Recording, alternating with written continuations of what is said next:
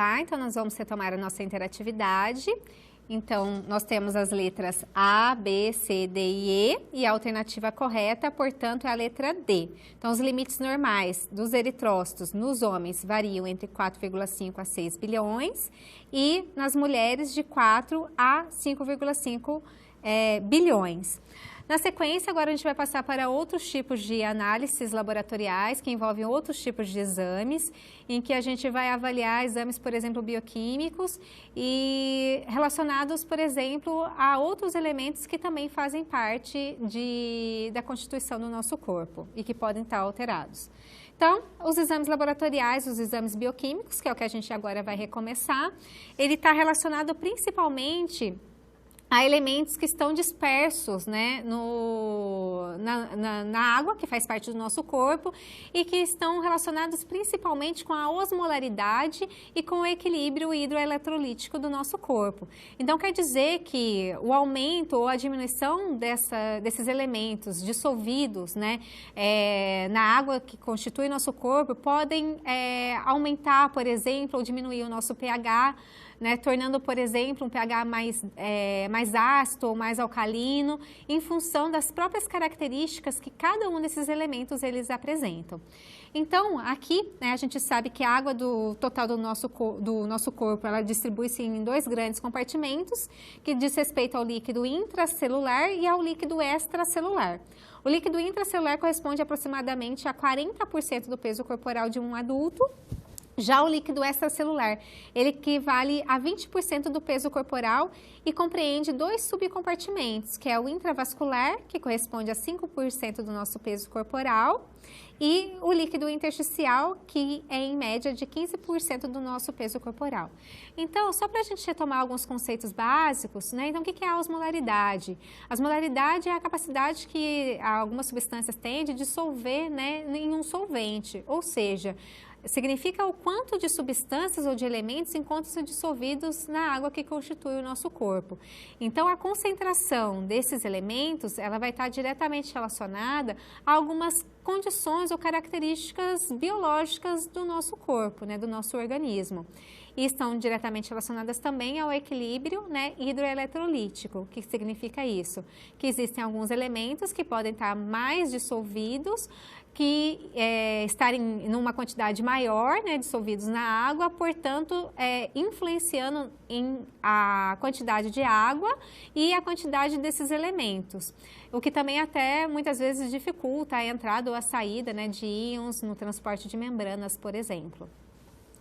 Nesse gráfico, a gente vai ver, né, a distribuição dos eletrólitos, nessa tabela, me desculpa, a distribuição dos eletrólitos nos compartimentos aquosos do nosso organismo. Então, a gente tem na primeira coluna, o tipo do eletrólito, na segunda coluna, né, aí o meio intravascular, na terceira coluna, o meio intersticial e na quarta coluna, o meio intracelular. O eletrólito sódio, ele está numa concentração aproximada de 143 no meio intravascular, de 147 no meio intersticial e de 14 no intracelular. Já o potássio, ele tem uma concentração em torno de 5 no meio intravascular, de 4 no meio intersticial e de 140 no meio intracelular. Já o cálcio, ele tem uma concentração em torno de 5 no meio intravascular, no meio intersticial de 2 e no meio intracelular de 5. Já o magnésio, então a gente tem aí uma quantidade em torno de 2 no meio intravascular, de 2 no meio intersticial e de 25 no meio intracelular. Então vocês observam, portanto, na primeira coluna, os eletrólitos sódio, potássio, cálcio, magnésio, representando aí também pelas suas siglas, e as suas seus respectivos valores em função do meio em que eles estão dispersos. Agora a gente vai falar especificamente sobre cada um deles, né? Então apresentar para vocês as principais alterações na sua concentração e o que o indivíduo ele pode apresentar em função do aumento ou da sua diminuição. Então o sódio, ele é um íon extracelular, desculpem. é mais abundante na corrente sanguínea, né? Então ele está aí num valor em torno de 135 a 145. E os seus principais distúrbios, o que é um distúrbio? Seria a sua alteração. Diz respeito à hiponatremia, que é definida como a diminuição da concentração sérica do íon sódio. E já a hipernatremia significa que tem um sódio numa concentração sérica aumentada, ou aí também maior do que 150. Ele desenvolve-se, né, a partir de um ganho de sódio, que pode ser causado, por exemplo, por uma desidratação ou pela combinação desses fatores. Então, essa hipernatremia, ela pode ser causada, por exemplo, pela desidratação. Ou seja, né, então o indivíduo, ele começa a perder muita água e a quantidade de sódio ele começa a ficar muito alto no corpo. As formas de hiponatremia são três, e elas podem ser classificadas em pseudohiponatremia, que significa que a osmolaridade sérica é normal ou elevada, a hiponatremia hipertônica, em que ocorre a hiperosmolaridade no plasma, e um exemplo de uma condição clínica seria a cetoacidose diabética. Já a hiponatremia hipotônica, ela ocorre por uma hipoosmolaridade, em torno aí de valores menores, de 280, sendo necessária também a avaliação da volemia, né, que é a quantidade de volume, né, aí de líquidos no nosso corpo. Na sequência, nós vamos falar sobre o potássio, que é um outro elemento também que a gente vai avaliar em relação à sua concentração, características e alterações. Então, aqui nesse slide, a gente vê que, né, o potássio é o principal cátion do compartimento intracelular, né, diferentemente aí do sódio, que nós acabamos de ver. Os valores normais, eles variam em torno de 3,5 a 4,5, e alguns fatores estão envolvidos na regulação do potássio, como, por exemplo, a acidose, né, que provoca aí, né, a saída de potássio do meio intra para o meio extracelular. E como consequência dessa saída, né, do potássio do meio intra para o extracelular, a gente tem um aumento da sua concentração sérica. Nós também temos um outro fator envolvido na regulação do potássio, como, por exemplo, a insulina, que exerce um importante papel, né, na manutenção da distribuição sérica normal do potássio. E também, além da insulina, a gente tem a aldosterona, que seria a ação, né, a sua principal ação no duto coletor, abrindo os canais de sódio, né, o que aumenta a reabsorção desse cátion com consequente secreção de potássio. Então, a gente vê que o potássio ele também pode ser regulado em função de hormônios.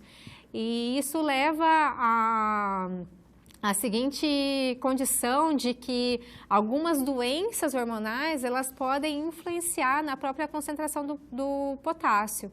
E então, o indivíduo, às vezes, ele vai ter uma alteração do potássio, não necessariamente direta, mas indireta em função, por exemplo, de uma desregulação hormonal. Na sequência, a gente vai falar sobre um outro elemento, que é o cálcio, né? Então, o cálcio, ele encontra-se em maior concentração nos nossos ossos, né? E em menor concentração, tanto no plasma quanto no meio extracelular, né? Então, ele apresenta-se em três diferentes formas, né? Físico-químicas no plasma. Então, aproximadamente 50% dele, ele está na forma ionizada ou livre. Outros 40% ele pode estar associado, né, ligado às proteínas, como por exemplo a albumina e as globulinas, e 10% formando complexos com íons difusíveis, como o lactato, o fosfato, o citrato e o bicarbonato. Nesse próximo slide eu vou apresentar para vocês os valores de referência, que também são observáveis e necessários para, por exemplo, identificar mudanças, né, aí clínicas quando o indivíduo ele tem uma alteração. Os valores de referência para o cálcio iônico variam de 1,17 a 1,32. Já o cálcio total varia em torno de 8,5 a 10,5 e os principais distúrbios ou as principais condições clínicas que podem estar relacionadas com alterações dos valores de referência do cálcio são a hipercalcemia ou a hipocalcemia. A hipercalcemia é uma doença em que a gente tem, né, os valores de cálcio elevado e ela necessita, portanto, de um tratamento de urgência quando o valor ele está acima de 14, ou seja, significa que a hipercalcemia, né, então é um distúrbio clínico que há necessidade de uma emergência. A emergência, portanto, é uma condição que ela é grave e o indivíduo ele precisa ser tratado imediatamente. Já a hipocalcemia, como a gente pode observar, ela está relacionada à redução dos níveis séricos de cálcio iônico, aumentando a permeabilidade da membrana ao sódio e ampliando a estabilidade neuromuscular. Então, tanto a hipercalcemia quanto a hipocalcemia são distúrbios na concentração de cálcio que podem estar relacionadas com condições clínicas, alterando o funcionamento adequado do nosso corpo. Além do cálcio, agora a gente vai falar sobre o magnésio, que é um outro elemento que também faz parte aí de regulações, tanto da osmolaridade quanto também aí da osmolaridade do equilíbrio hidroeletrolítico do nosso corpo. Bom, o magnésio, como a gente pode observar, né, no slide, ele é o segundo cátion mais prevalente no meio intracelular. O magnésio também, da mesma forma que o potássio, ele pode sofrer influência também de hormônios e também de influências não hormonais. Ele possui funções diferentes, ele está envolvido, portanto, aí no metabolismo energético celular. Ele possui também uma função enzimática, né? Então ele possui também aí uma função associada às enzimas em processos, né, de degradação, construção. Ele também tem uma função de estabilização das membranas celulares, então ele atua também, né, favorecendo aí a permeabilidade das membranas, né, através do aumento ou da diminuição dessa permeabilidade, né, frente a diferentes tipos de estímulos. O magnésio ele também está envolvido na condução nervosa, portanto é uma célula que diretamente pode estar alterada em condições clínicas, como por exemplo polineuropatias, em que ocorre um distúrbio na velocidade de condução do impulso nervoso, né? Além disso, da condução nervosa, o magnésio ele também está relacionado com o transporte iônico, né, e atividade dos canais de cálcio, portanto, ele também está relacionado com o transporte de membranas, né, com a entrada e saída de íons do meio extra para o meio intracelular. E aqui a gente consegue observar os valores de referência. Então, o magnésio sérico, né, como vocês podem ver aqui no slide, ele varia em torno de 1,5 a 2,5 ou 2,5. E agora, né, nós vamos dar início à nossa interatividade. O próximo slide, então, vai ser referente à interatividade e, na sequência, eu vou apresentar para vocês a resposta correta da nossa interatividade. Então, sobre a interatividade, quase todo o cálcio do organismo ele encontra-se no sistema esquelético, constituindo os ossos do nosso corpo. Apenas uma baixa porcentagem encontra-se no sangue e em outros tecidos. Do cálcio sérico, 45% está sob a forma de cálcio ionizado, que é o que exerce a ação biológica. Sobre o cálcio sérico, analise as alternativas abaixo e identifique a incorreta. Letra A, o cálcio ele está elevado em hiperparatireoidismo. Na letra B, o cálcio ele está elevado em tumores ou hiperplasias de paratireoide.